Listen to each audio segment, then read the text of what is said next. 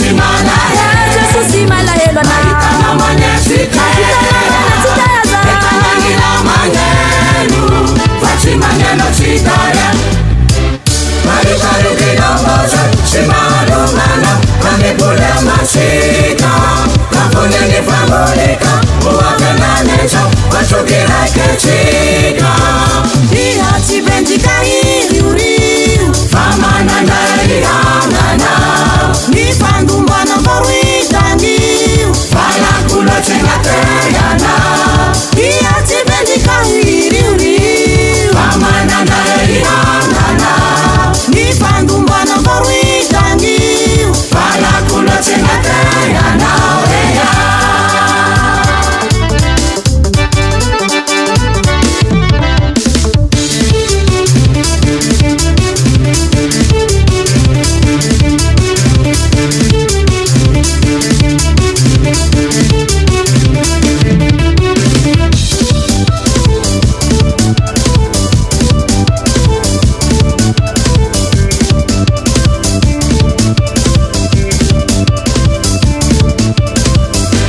Simaru kidomboza Simaru mana Kamipule masika